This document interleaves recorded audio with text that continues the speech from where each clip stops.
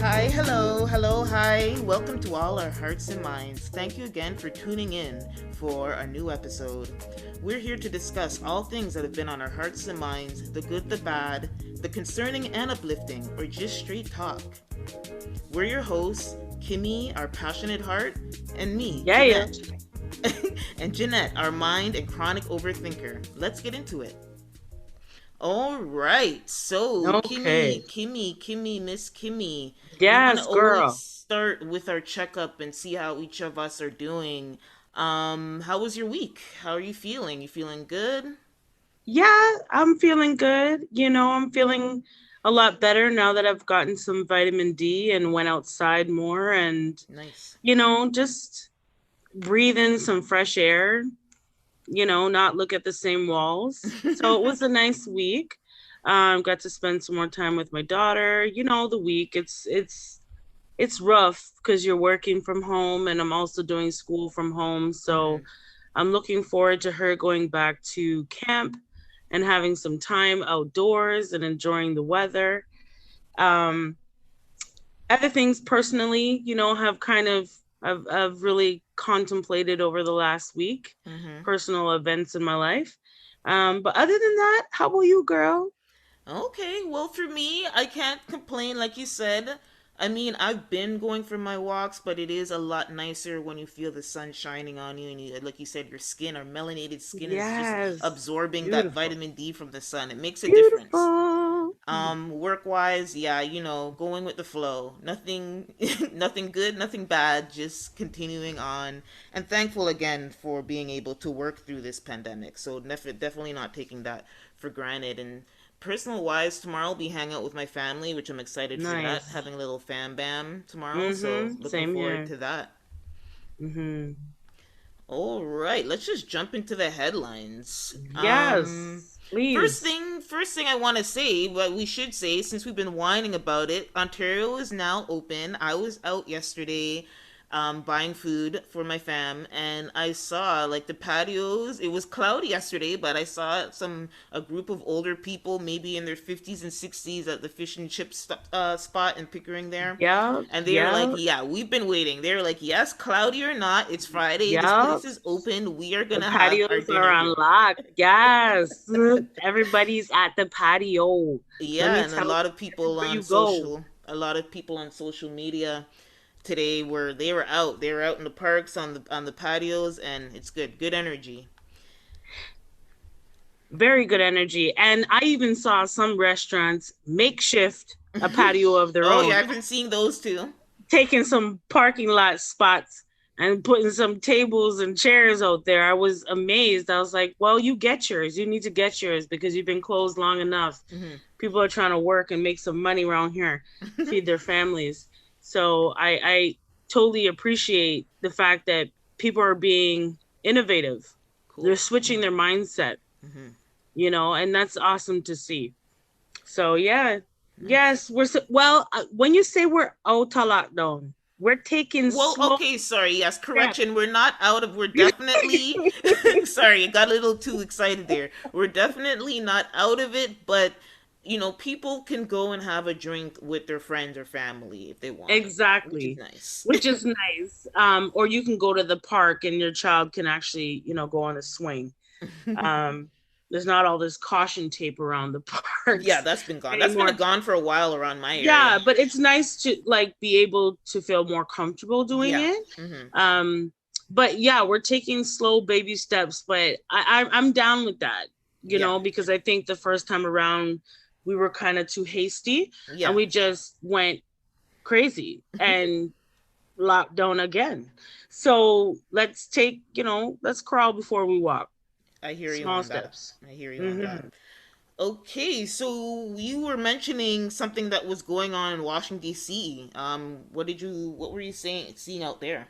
So what I was hearing in the States, which I find the irony behind it is just it'll blow your mind. So they're giving out joints for jabs. Okay. So they're giving people marijuana if they take the vaccine. It's an incentive right now. And I find it so strange because just a few months ago, in the midst of everybody being on lockdown worldwide, they were encouraging people not to smoke because it could possibly spread this, Mm-hmm. disease that's going around. Mm-hmm. So I find the irony in it is now you're encouraging people that have not yet fully, we have not really fully gotten over this, to Mm-hmm. now do exactly what you said they shouldn't, so that they get vaccinated. I think the push that they have, even in Washington, is kind of amazing that they would be so liberal in thinking that this is okay. I mean, you know, I don't know. Hey, do what you got to do, and if that's appealing to some, then go ahead. But I find it fascinating that they're doing that at all, like that they're encouraging that at all, and it's not just in Washington, it's all over the states. Mm-hmm. Virginia, West Virginia, they have well, they'll give you free guns if you have a Whoa. vaccination Whoa, shot. whoa, whoa, whoa. Yeah, like we need some more guns in the states. Really? Do we? No, we Mm-hmm. don't. So then in Ohio, you can enter a draw to possibly win $1 million, Yeah, I right? seen something like that too. So when I see these incentives, it makes me very weary. I think here in Canada, we have just a little bit different, in terms of standards that we keep. We're not going to encourage people like this. Mm-hmm. Hey, but do what you got to do to get people vaccinated, I guess. But I Yeah. just found it really strange. So I did want to talk about it as a headline that I found interesting. Joints for jabs. Well, gotta love it. Hey, nothing. I mean, if there's one thing that's been a common thread throughout the panini, is that there's just a lot of conflicting information out there. So, like you say, it seems weird that they're telling people not to smoke and now they're giving joints. I mean, if there's one thing that's consistent again with this whole thing, is this conflicting information. It's crazy. So I think at the end of the day, I feel like people just look at the facts, do what's good for you. And yeah, the US is different from Canada because Canada, there's not as much resistance here. And obviously Canada doesn't have nowhere near as much people there. So I think, they have to do what they can, and hey, I'm here for it. If you're telling people that they have to take a vaccine, yeah, well, maybe you need to give them another reason. And I like the direction that Canada takes on it, is that here's the facts. Do it if you want. Exactly. Okay. You do what you want to do. But let me tell you something. We're going to make it really hard for you to live any sort of That okay existence. We're going that to make too. it difficult because we are telling you the facts. They're in front of your face. If you choose not to, then no one, I'm not telling anybody what they shouldn't do. I think everybody has, their own decision to make when it comes to that and how they feel Hmm. about it. I always say pray on it. And for me personally, I think it's nobody's business whether you do or you don't. You know what I mean? But generally, I feel here in Canada, the masses feels compelled to do it Yes, on their own exactly. without having joints for jabs or guns or anything like that. I mean, we don't have guns here, which is, I'm glad as a Canadian that we don't have guns here. We Not have to say guns here, but it's hard. We have guns it's not, here, but it's nowhere close as how easy to get one as it is in the well, States. that's what I'm saying is that there are guns here. There are, but they're used for specific purposes. And for the most part, we don't have access to guns like that in Hmm. Canada. Hmm. It's very hard for you to just have the plethora of you know weaponry. Like Hmm. it's ridiculous. For me, I think it's unreasonable to have that many guns over there and now suggest to people that if you get a vaccine, I'll give you a free one. Yeah, kind of scary. Does that include bullets? Oh Really? Lord. I hope not. I Oh. hope. I hope. Okay, did you see? I was scanning Black Twitter this week, and something that hilarious I came across was The Gen Zers have got into Destiny's Child's "Cater to You" song, which is actually one of my favorite songs from them.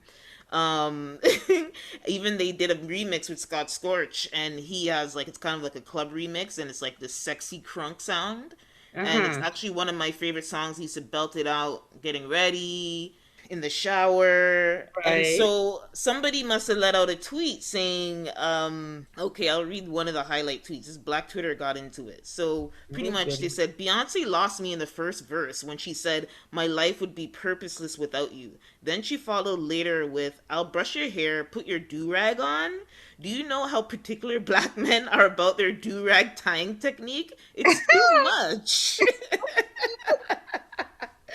All of this is true. I can't be mad. I mean, I know the Gen Zers are not having it at all. And I was just gonna read the first intro. It's a sexy song, and it's like just showing, somebody who's dedicated to, their partner or whatever. So it's like, maybe with the way men are today, God knows if they deserve it. But anyway, I'm gonna read the first stanza. Baby, I see you working hard. I want to let you know that I'm proud. Let you know that I admire what you do. Don't know if I need to reassure you. My life would be purposeless without you. If I want it, you got it. When I ask you, you provide it. You inspire me to be better. You challenge me for the better. Baby, sit back and let me pour out my love letter. Let me help you. Take off your shoes, untie your shoestrings, take off your cufflinks. What you want to eat, boo? Let me feed you. Let me run your bath water. Okay, I'm going to stop there. Please. So, I mean, it's a really loving song. And honestly, when I heard it back, it was released in 2005. And I wasn't obviously breaking it down like that. But I feel like when you do read the lyrics like that, and some of the way men have been acting up, well, they've always been acting up, but it's kind of, I guess the Gen Zers are like, I haven't met that person that I would do that for. But I feel like if you're in a truly healthy, mature relationship and those things are reciprocated, there's nothing wrong with it. It's still a cute song. What do you think? Yeah, it's a very cute song, and I think the Gen Zers, they're more like it's about me, and that's cool and all, right? And that has a place for everything, but I think this type of song is when you really are in love with someone and they're in love with you and they're Yeah. gonna reciprocate. They're gonna reciprocate. Now in this day and age, I mean, This day and age, these streets are cold. well, I haven't been in the streets Oh for a yeah, while. you haven't been in the I've been streets. locked down for 6 something odd years now. Yes, yes. But from what I remember of the streets, which from what I know, it hasn't gotten any better. No, Okay. no, It ma'am. hasn't gotten any better since, from 6 years ago. Mm-hmm. So these men out here have it twisted. They don't treat us as the prize that we are. And so it sounds absolutely ridiculous to Mm-hmm. this generation to put that all in to some dude. Like, really? Nah, My life is purposeless without you. please. Stop this. I mean, that's deep, but like when you think about Shakespeare and how True. Shakespeare used to, it was with such depth and emotion, and my whole soul is just wrapped in you, and like all of that. And so I can see the poetry in it. Mm-hmm. I wouldn't be doing any of what she said unless I'm married to you. Point Mm-hmm. blank, period. Yeah. I'm not playing wife and giving you wife stuff Mm-hmm. if I'm just your girlfriend. Mm-hmm. See, that's where I differ. But I feel like those lyrics are for people who are obviously in a dedicated, serious relationship and reciprocate those behaviors. And it's okay to take care of your man. It's a good thing. It's not a bad thing. It's okay. It's Mm-hmm. okay. It's okay to do that too. It's okay to be feminine, Mm-hmm. and to want to take care of your man that way. So maybe the choice of words Beyonce used was a little deep. Like that was a little much. Hey, her love runs deep. Yeah, but you no, I'm but not sure if she wrote that song though. I'm not sure if those are that's her true. lyrics. Yeah, That's true. But I should have that's checked true. that It out. might not be hers. We definitely need to check that out. But generally speaking, I think it's very lovely. Mm-hmm. Instead of the lyrics that we hear nowadays, Mm-hmm. I think it puts love in the forefront and Mm-hmm. not lust. It's nice to hear, but they always say that you should always have a purpose, Hmm. whether you're with someone or not. Like you Yeah. should always have a purpose, and find that purpose and want to seek it. So I understand some of what the Gen Zers is. I understand. Yeah. So apparently they all wrote it, all three of the girls. So they did have some hand in it. But we're Okay. not judging. It was just funny. It was just funny to see that on Twitter. It was entertaining. And then finally, the final headline I wanted to call out. So I saw that Eve and Trina are doing a versus battle, and I was like, at first Uh, I was like, so what do you Eve? think of that? Miss Eve, Pitbull in a skirt, and Trina. Yowzers. Why do you say yowzers? Because first of all, I love me some hip hop. I love me R&B, Mm-hmm. but I just don't think that either one of those ladies have that 20 much of hits? a, like. Can we get 20? Do you know 20? I don't know 20. I don't know 20. I don't know 20. I could definitely give If them I a can hit strong five. 5. I could give them maybe 6, maybe 6 strong ones. I can hit five for Eve. E- I can hit five for Eve. I don't know about Trina though. No, Trina, I looked up Trina this afternoon and she has a solid 5. She has a solid 5. I think we forget Well, about if I them. need to I need to. Yeah, But but who solid five with Trick Daddy? oh, well, see, she probably no. Well, if you add Trick Daddy, that's another 7. That gives her a little bit of an edge. But Eve has the Rough Riders and DMX and them, so And DMX, we already talked about this. yeah. He's lyrically sound. Mm-hmm. So I couldn't see him hanging with anybody else who's not. And from what I know of Eve, she's always been a deep rapper. Like she's Yeah, what I give Eve, I even though like you said, the verses these two, the battle in itself, it's not blowing me away. But if like I consider both of them, when Eve was working, she was solid. She wasn't a pushover. She held her own, especially in a group full of men. But I do feel like I think she fell out of love. And I've seen the DMX, or sorry, the Rough Rider documentary on BT, and she said as much. Just as you see her career, she kind of fell out of love with it. She was under a lot of stress. It was really intense for her. So she only really put out 2 full solid albums and kind of went into acting and everything and TV and everything else. So I give her props for when she was in it, but at least, Trina stuck with it. So there's something to say about somebody who's been solid in yeah, the she game. stuck with it because listen, I like Trina, I Mm. do, but I just feel that Eve was someone that could have been molded into different Yeah. And she facets was. of entertainment. She was. I feel like sometimes Trina, maybe not so much. Hmm. You know what I mean? That's okay. And I you know hear what? Eve wasn't interested after she got herself a billionaire. See me? it. We can't blame her. She's like, I don't need to be in the studio at all hours. This is fun for me. What you talking about? This is fun. From being a husband or being a wife to my billionaire husband, Hmm. and doing this little music thing, hobby. And she was on that show. Was she on The View for a little while? Wasn't she on The View? She did a few shows. She had her own sitcom. Remember, she got her own sitcom, which is huge. Yes. Yes. I mean, She did a bunch of things. I can't even really. She hosted so many things. I can't keep up. But and it's all fun. she's had a lucrative career as an actress and as a TV personality. So she's good. Yes, yes, definitely. I agree with that. And so I don't see Trina being able to maneuver those same Yeah. opportunities. Well, we'll see. It's gonna be so the versus is June 16th, which is next June week. 16th, I'm So gonna record that because I have to watch. But let me tell you something. If I tune into that and within the first 15 minutes, you ain't got nothing else for me, or you have to pull in Trick Daddy in order to help you out or something, you know? you logging Nah, off? nah. I'm okay.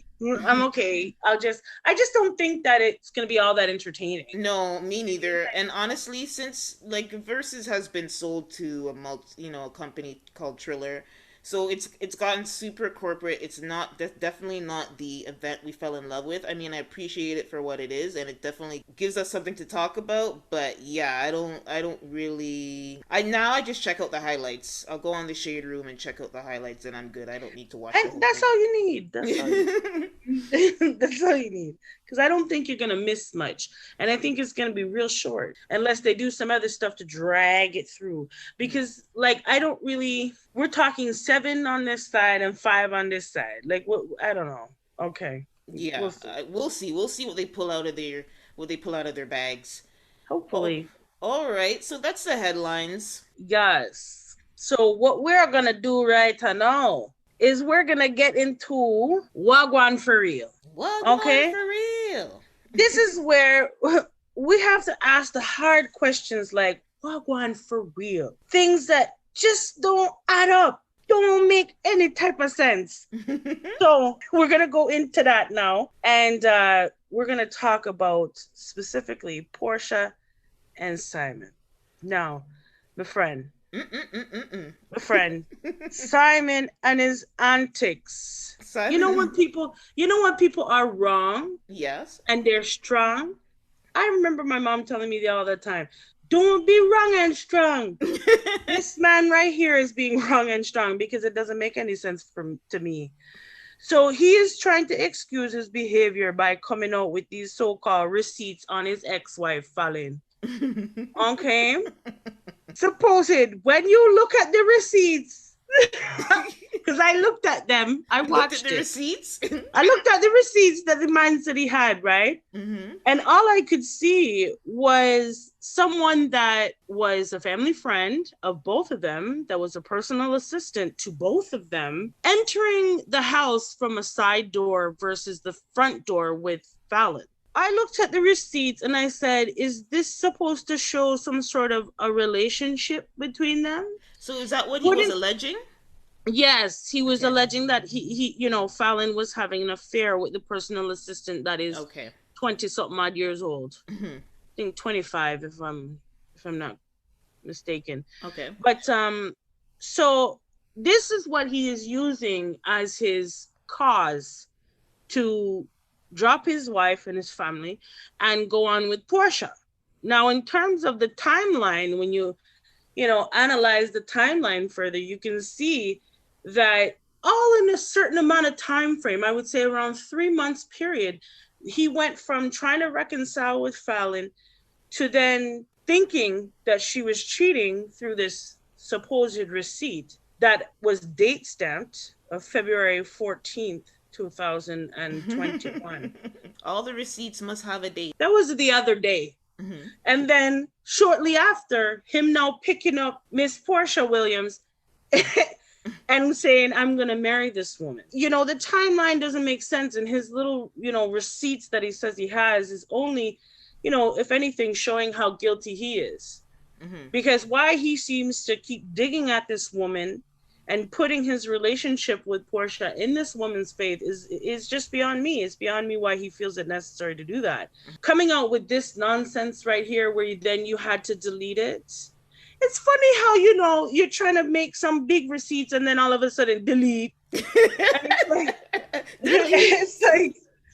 like we were saying in our first episode, retreat. All of a sudden you want delete, post, because it doesn't make any sense. And as a matter of fact, it opens the light towards you and not Fallon. Mm-hmm. And, a lot of people are upset at the fact that she's not really doing much. Mm-hmm. She had an interview the other day. I don't remember the name of the gentleman that interviewed her, but he was kind of tiptoeing around a lot. Mm-hmm. And she wasn't responding the way that everybody expected her to. And for me, personally, sometimes you just have to show them you're okay by continuing to succeed. Yeah. Sometimes you need to just turn your back to the two snakes. Yep. And let them slither away. Let them slither. Mm-hmm. And I feel as though her not attacking them or doing what we would think is typical shows a lot of strength and character. Mm-hmm. And integrity for herself. Because all of what this man is trying to do is only putting more light on him. Hmm. and his actions. Exactly. So if anything, go on with it, girl. Just forget Yeah. this. And because this, listen, how you get them is how you keep them, and how you keep them is how you lose them. So this is how she decided that she's gonna take up Simon and Miss Porsha here. And he is trying so hard to direct the blame towards Fallon, and it's really upsetting to see. Yeah. But I really want to ask the question, what doesn't add up to me is, why are you still on this? Like, why are you talking about your ex-wife? I still have some thoughts Leave on it that. alone, bruh. Hmm. You're with the new girl. Go on with your life with the new girl. If anything, you should have let this die down. People would eventually forget about Fallon, and they would have gone on Porsha and him with now a storyline for the new Oh show. yeah, the storyline. Storyline is the key word here. Storyline. Let me So see. why I asked, sorry to cut you, but Yeah. why I want to ask the question of, what going for real? You really love her still? It's like he's trying to throw jabs and dig at this woman. Why? I have an answer for that. Okay, go on then. Here's I'm sure you have a point of view, but here's what I Yeah. think. One thing I didn't watch the interview that she did, that 40-minute interview apparently. I mean, good for her, but one thing that did come out of it that stuck in my head that somebody mentioned is he's the one who encouraged her to go on Real Housewives of Atlanta. And that alone told me a lot. That little tidbit told me almost pretty much 90% of what I needed to know. Okay, Mm-hmm. so he's an attention whore. I don't know Mm. what his reasoning was for encouraging that, but one thing of being in that show is you're going to get a lot of publicity. If you run a business, if you're a Yes. personality, or maybe if you're just a general person who wants a lot of attention, somebody you want, usually this attention leads to either new business or increased business because you have a lot more eyeballs on you, a lot people more Right. people know you. So I can see the Required. benefits from a business point of view of going on this show. But when Mm-hmm. I even everything when this first came out on the scene, I'm like, this just screams storyline. And the reason why I feel like he keeps it's now his image looks really bad. I think he's doing damage control for himself. It's not that he particularly is stuck on Fallon. I think he's trying to do some damage control because he's looking really messy right now. I can understand that, right? But then continue on with Portia. At this point, you have to make us all believe that you guys are in a whirlwind of love, and you just fell in love and you found the right person and you're head over heels, and that your love is real. That's what you really need to focus on doing right now. And damage control is not constantly revisiting how you look as a man, because you coming out with these stupid receipts right here, you know, after the fact. Like I said, if you're focused on proving to the world how much you love Portia and how real this is, then you need not go back. You this is not damage control. Damage control would be, oh, they've moved the wedding up and they actually got married. Because Hmm. then everybody would turn their attention to you actually getting married, right? Hmm. And we wouldn't be thinking about Fallon anymore, you know, because people are now waiting to see if this is going to actually happen. People are waiting to see if this is real or if this is just, like we said, a storyline. So I feel like good damage control, if I was his PR, Hmm. I would say you need to get married to her ASAP, as Well, soon as you can, well, because we need to clean it up by making people fall in love with this idea of two people just happening to come together somehow, even through the tough and the hard times and nonsense. You understand? Like that will pull on people's heartstrings, and it will give something else for them to talk about. So I don't know why we keep going backward. That's where I'm like, what one for real? Because I don't understand that cleanup. You know what I mean? Especially when their doo doo receipts. Like the receipts are doo doo. Like why did you even present that? And then take it down. And it's so funny. It's still out there, my friend. oh yeah, the screenshots have been taken. Done long time. Okay, so for me, it's just all mess. There's no rhyme or reason. It's just mess. Let them deal with that. I'm sure they're trying to stir up. I feel like honestly, this is like a ratings grab for next season, because this past season they didn't do very well, and they are typically one of the top, if not the top, franchise for Real Housewives. So I feel like they're clearly pulling out all the stops. They're pulling out all the stops. So I'm gonna put it to executive producers, and Andy Cohen are getting their getting their new storyline and their ratings back up. So yeah. Yep. Yep. Mm-hmm. So okay, we're done with Simon and his nonsense and his love story. And Porsha and her nonsense. Stay there, Porsha. Don't worry. Let's get into Lot of Mercy. Mm-mm. Lot of Mercy. The Lot of Mercy segment is where we talk about things that make us say, Lot of Mercy, Jesus, or Jesus take the wheel. What's Yes, really at the going on? wheel. It's At the something wheel. where you have to ask God, God, what's really happening here? Really? Please, Lord. Yes. All right, so I wanted to talk about that incident in Detroit where a grown man shot a 6-year-old boy when he went into his yard to retrieve his bike. Oh, Lord Jesus. What is the world coming to when a 6-year-old is shot by a grown ass man?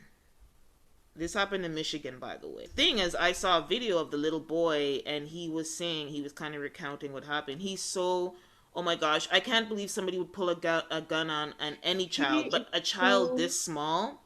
Jeez. And so he's alive and doing well. And in the video, he said something that I didn't know when I first initially heard the story, is that the man, his name is Lee Eugen. I'm not sure how to pronounce it, but that's as close as I can get. Lee Eugen.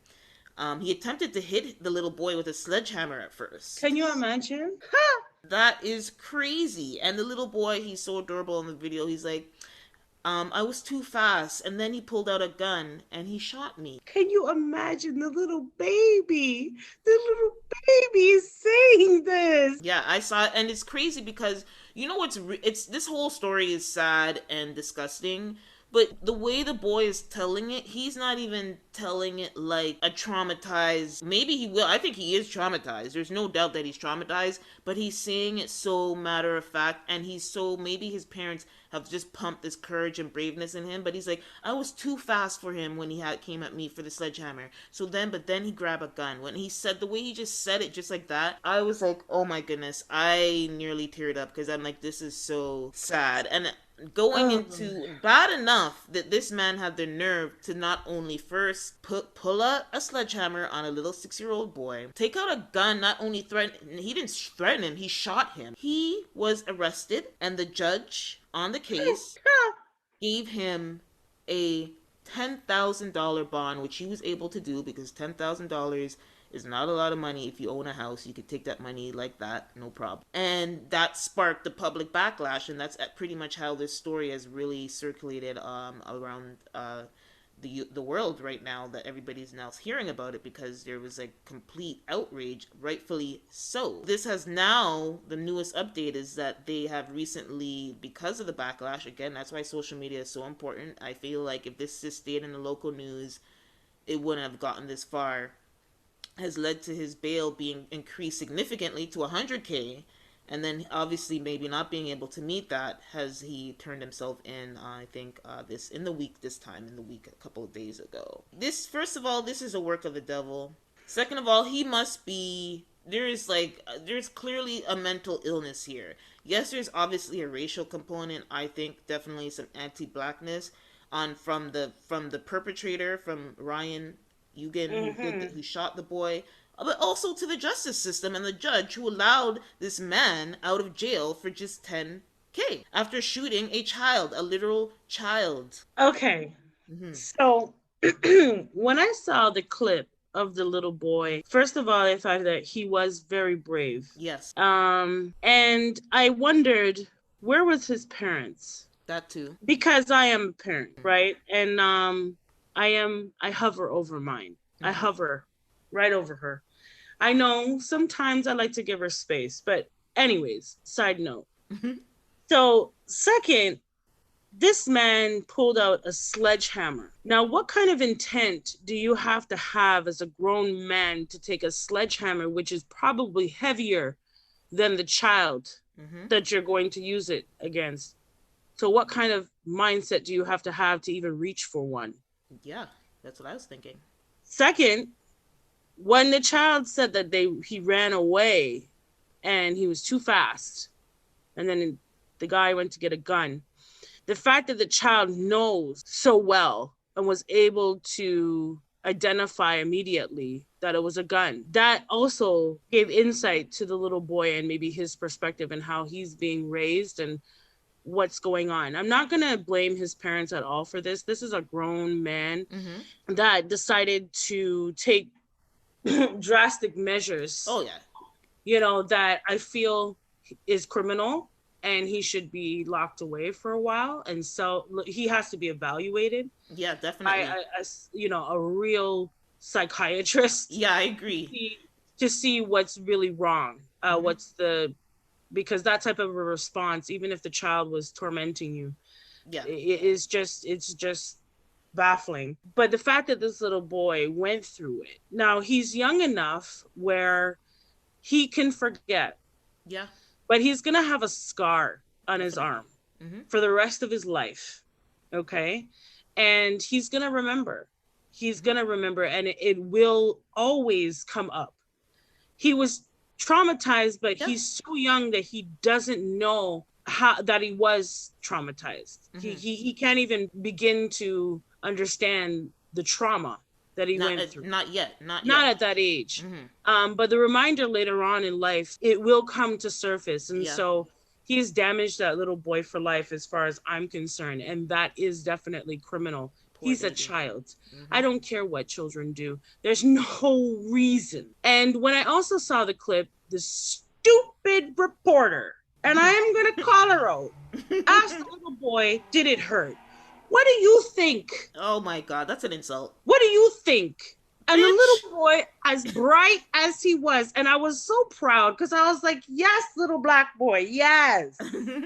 He's like, yes. Duh. He's 6. A searing hot bullet went into my tender flesh and came out the other way. So what you think? Don't you think it's gonna hurt? The fact that he said it the way he said it, it still had, he wasn't being rude, but he was being very firm, like, yeah, like, duh. Okay. I'm glad. Do you want to try it? How about we try it with you? Okay, and then the ending of that clip of the news report, the father and his reaction to me, I felt as though I'm a different type of parent to you. Because there's no way in hell that I'm going to be across the street and you get released and still are living. I'm sorry. Yeah. I'm coming for you because I protect mine. I'm a mama bear. So, you know what? Don't play with me.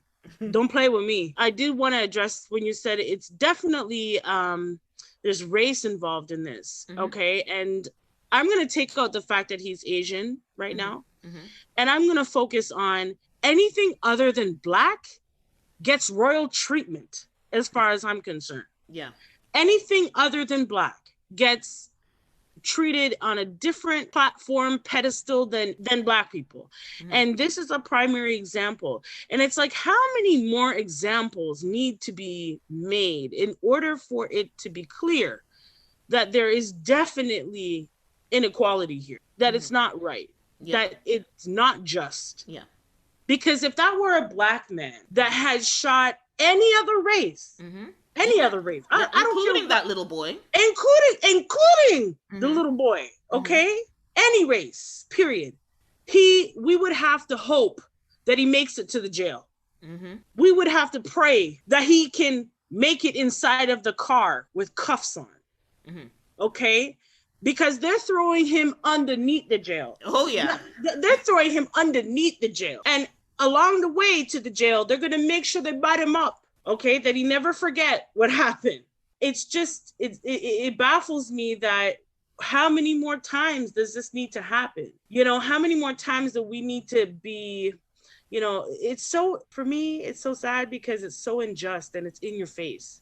Yeah. It's in your face, it's slapping you about, and you can't do nothing about it. That's what it feels like. Yeah. But I do want to say that Black people, we have a voice, man, and we need to scream louder. Hmm. You know, Well, it worked. It worked in this case. I mean, it was wrong that the man was released so easily, was able to come out of jail so easily within a day or so for such a low, like for such a low bail amount.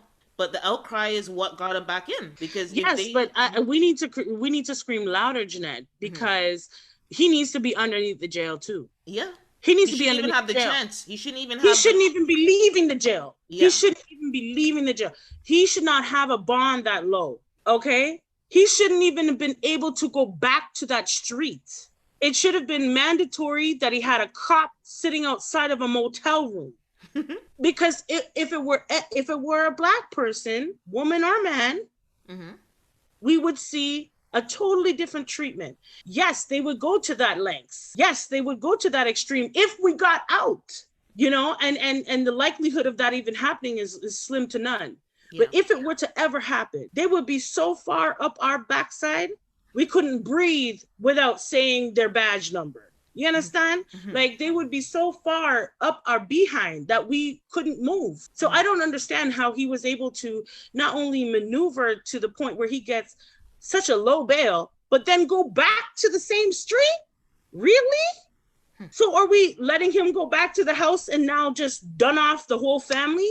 And what the joke would have been is if he had gone back home, if he had got his gun, if he had waited that night and went to those people's house and done off everybody, then what would have been said? Then what would have been done? The justice system and oh da da da da. No, he should have been underneath the jail, just like the Black man would have been underneath the jail. Because as far as I'm concerned, he should have never came out.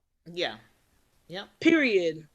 So it's sad to see. But anyways. Yeah, very tragic. It'd be interesting to see where this goes. He definitely needs to be convicted. Like you said, unless there is some mental illness, which I'm 99% sure this man, he must have some type of mental illness. Well, then admit him to the nearest. Yes, the madhouse. No, not the madhouse. Sorry, not, what are they? The psychiatric institution, whatever it is. He needs to be contained and not out in these streets being able to shoot anybody's child. And this is not the first event.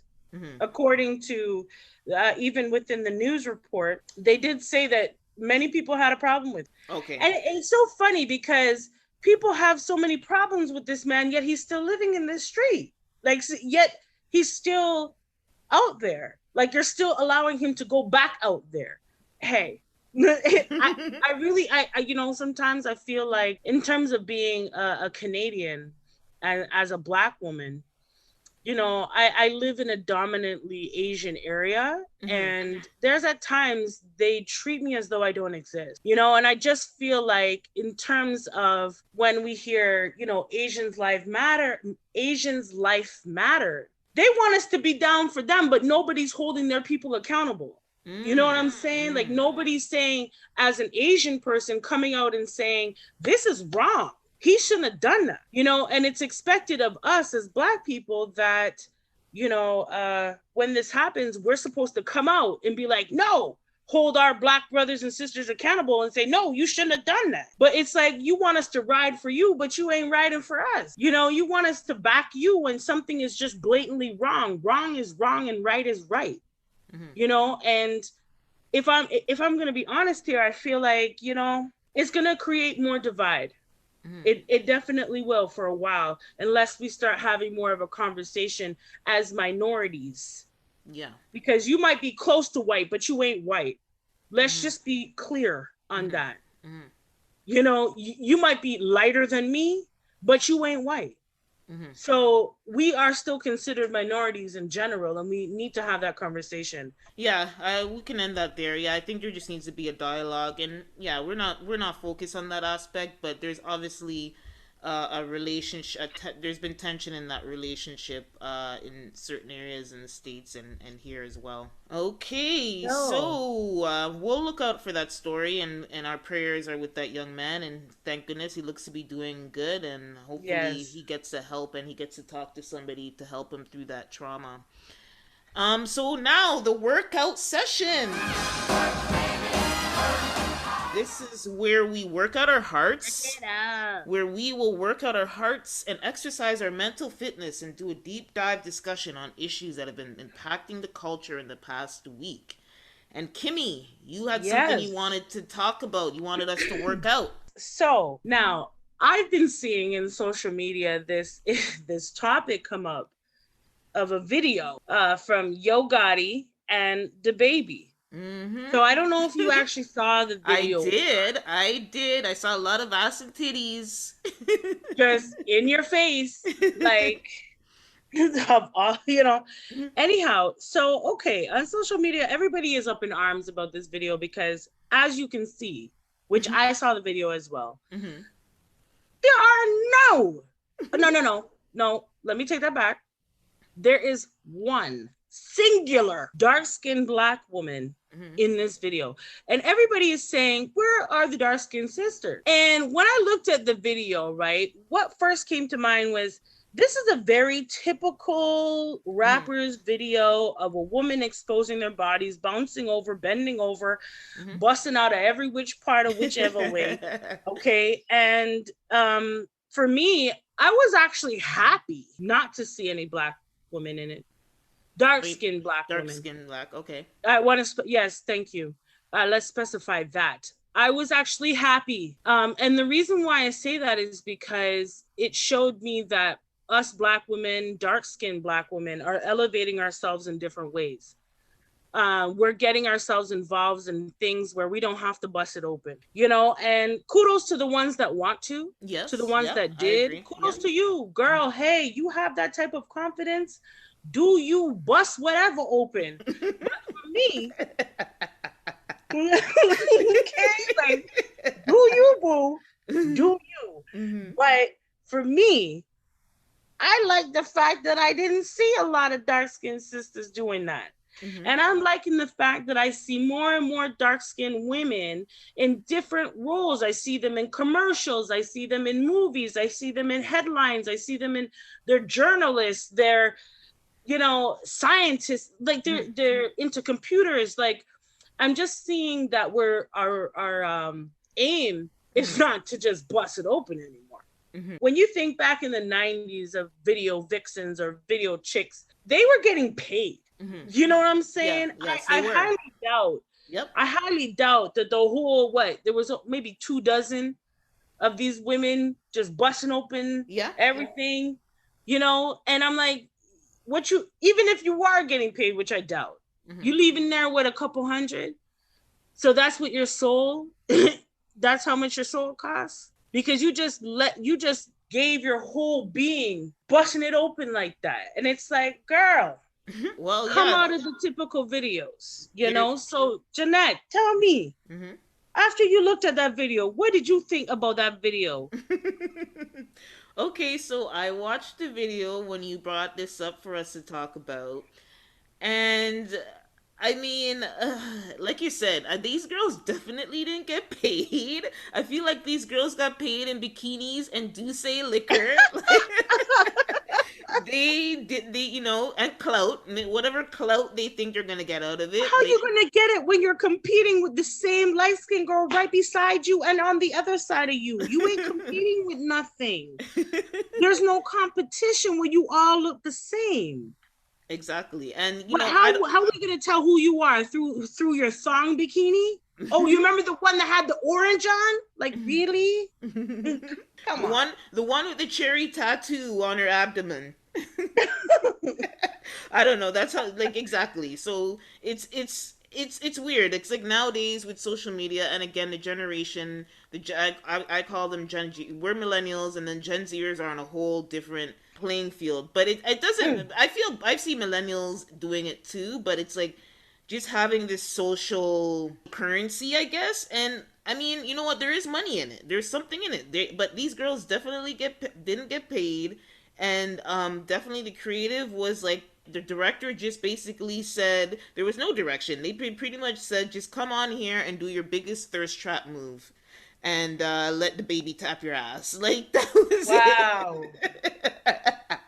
So you know what? I'm not mad. Everybody was up in arms, like you said, where it's like, oh, they didn't have any dark-skinned women. I mean, I don't know about Yo Gotti, but DaBaby already told us. We already see the baby has Hello. told us we see his preference or what Hello, bone. not necessarily his preference because his baby mama is a browner skinned girl, but what he elevates, what he is highlighting as desirable. That may not necessarily be his only preference, but what he's putting in his videos, what he's putting forward is he's has a different idea, or he's looking at beauty in a different lens, and that is for the, as you said, racially ambiguous and very fair skinned woman. So I'm not mad because no, these women were completely degraded. They were having a good time, I'm sure. There was liquor and everything. Good for you. But I'm good. I'm glad I didn't see any highly melanated queens being degraded in this video. They can keep that. Yeah, they can keep that. And as far as I'm concerned, like to actually look at this video was very difficult for me because when are we going to realize that as women, this is not going to help us in any shape or form? Letting, them hit you on your ass and bending it over and seeing everything that God gave you. Like, do you not see that this is not going to help us in the long run?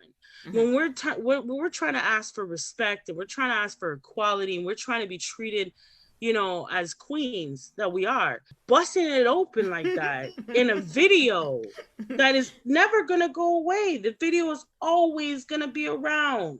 So even if you do that now and you're 26, 28, when you're, 50 odd and your grandchildren see the video and they're like, Grandma, really?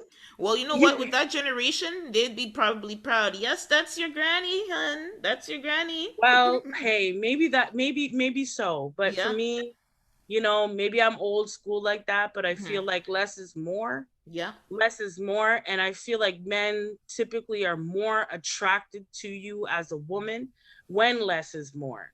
Because there's mystery to you. There's something that they're intrigued by that they want to find out.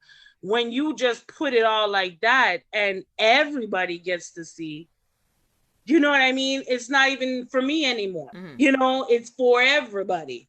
So the value of it for them, I find, goes down the drain. Now, when people on the internet were up in arms about it, can we stop doing that? Like, as Black women, please? Like, because why are you protesting to be in that? Like, really? You're causing such havoc because you want to see dark-skinned Black women in that? Really? I don't want to see none of those women in that. Okay. And if you're going to be a video vixen, I guess they're all competing for the one spot. You know what I mean? And that's time and notice, and attention. They're competing for that one spot of attention. And it's so sad to see that you're willing to go that far. It's like you're selling your soul for some liquor, girl. Like, really? Liquor. I know times have changed and times are hard and times are difficult, but yeah, liquor poured through a water gun and being shot into your mouth. Woohoo! Well, thank you. And then you're gonna go into a pool. Now, back in my day, I used to be a lifeguard many trillion years ago. Ooh, I used to be a lifeguard. Kid. Yeah, I was like, 14, 15 years old. But you should not drink and go into the water of any kind. You just shouldn't, because you're not totally you're not totally aware. Even your body is more relaxed. Yeah. So your response time is delayed. Okay. So you really shouldn't be doing that. But, and it's like, it just looked like a sea of white. Beige. Beige. Sea of beige. And I love the fact, being a Black woman, where there's so much different diversity in our color. So to see that it's just all one beige, and the only difference is your bikini color. That's the only difference that makes you different from the girl beside you and the other side of you. It was lacked any sort of creativity, and it was very typical. And so kudos to those ladies that want to be a part of the typical behavior. But I'm glad that it shows that there's more dark-skinned sisters doing something else. They're trying to be in different type of videos. They're trying to display that magic that is us, that intelligence, that beauty, and that strength, that it goes way beyond us busting it open like that. Yeah. It was disgusting. And another thing, one more thing Okay. is that the baby has, like you said, has shown us his preference. So what do you really think? Mm-hmm. What do you really think is going to happen? We always like to forget that artists have some sort of pull. Yeah. You know, when they're doing a video, they have pull. They can decide, no, I don't want these chicks. Yep. And, you know, DaBaby has showed us the type of chicks that he likes. So I don't know why we're surprised. And as far as I'm concerned, if the light-skinned chicks want to do it, have at it, girl. Have at it. Have at it. If you think that you're going to make some sort of career off of busting it open with the other 48 girls there, then hey, kudos to you, girl. I'm going to try, you know, getting my educations.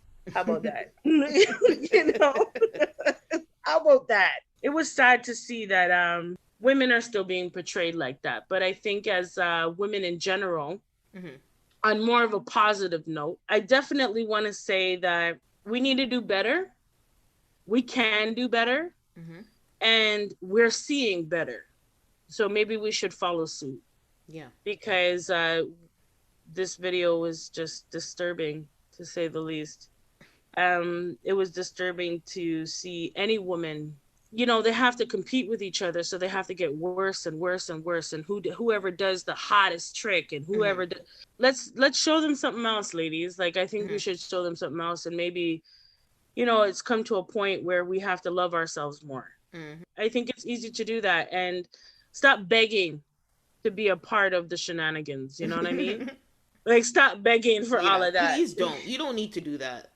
There are plenty mm-hmm. of other artists, plenty of other videos. You don't need to beg. People who see your beauty will appreciate it. Exactly. Anywho, I wanted to end off on this positive note by saying we're all queens, mm-hmm. and we need to carry ourselves as such. Every complexion. All of us. Mm-hmm. All of us. Whether you are Asian, white, Black, Filipino, Mexican, I don't care. We're all queens, mm-hmm. you know, and God blessed us to come into this world and to multiply. And we have to realize that we are definitely gems, and we can't allow people to continue to treat us in a way that is disrespecting mm-hmm. who we are mm-hmm. and who we're thriving to be. With that being said, we're going to conclude the workout. Fortunately, you know, our listeners, this is going to be the end of the show. Oh. I know. We had a good show, though. It was a great show. But it's always awesome talking with you, my friend. Yes. We hope that your hearts and your minds have been activated on this week's show. Whether you lead with your heart or your mind, we ask you, everybody out there, to stay passionate and thoughtful. We'll talk to you next Wednesday. Take care, everyone. Bye-bye.